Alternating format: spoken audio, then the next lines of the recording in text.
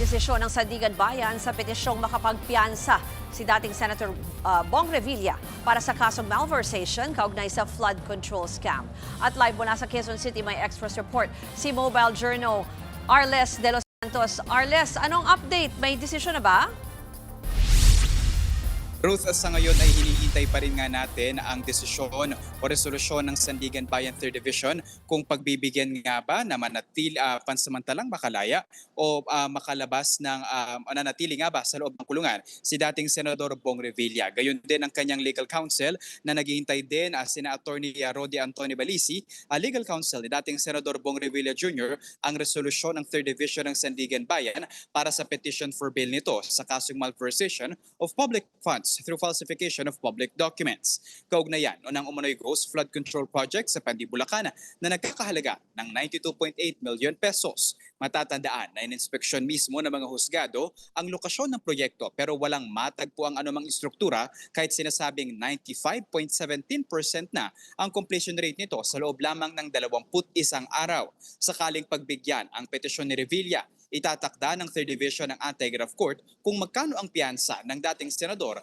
para sa pansamantalang paglaya nito. At kung ibasura naman ang petition for bail, mananatili si Revilla sa Quezon City Jail sa Payatas. Matatandaan din na sa pagdinig, ipresenta ng prosekusyon ang 20 mga testigo kasama ang mga state witnesses na sina Sally Santos at Gerard Opulencia. Humarap din si dating DPWH Undersecretary Roberto Bernardo na nagsabing 3 beses siyang nag-deliver ng pera kay Revilla kasama ang pondo para sa subject project ng malversation case. Sa kabila niya, nakaantabay, naghihintay at nananalangin ang kampo ni Revilla para sa resulta nito. Baka ilang ulit na rin itinanggi ni Revilla ang mga akusasyon. Ruth. Arles, mula dyan sa Sandigan Bayan, dito naman tayo sa Ombudsman pero connected pa rin dun sa flood control scandal. Sabi kasi ng Senate Blue Ribbon Committee, ipapadala sa Ombudsman yung kanilang initial findings. May update ba dyan? Sa ngayon, Ruth, ay hindi pa naipadadala ng Senate Blue Ribbon Committee ang kanilang findings sa Office of the Ombudsman. Pero nauna nang sinabi ni Blue Ribbon Committee Chair Senator Ping Lacson na i-refer nila ang kanilang initial findings sa Office of the Ombudsman para sa kaukulang mga investigasyon. Ruth.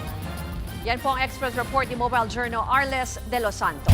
Mga kapatid, Ruth Cabalco, para sa mabilis na pasada ng mga balitang dapat niyong malaman, mag-follow at mag-subscribe sa social media pages ng News 5.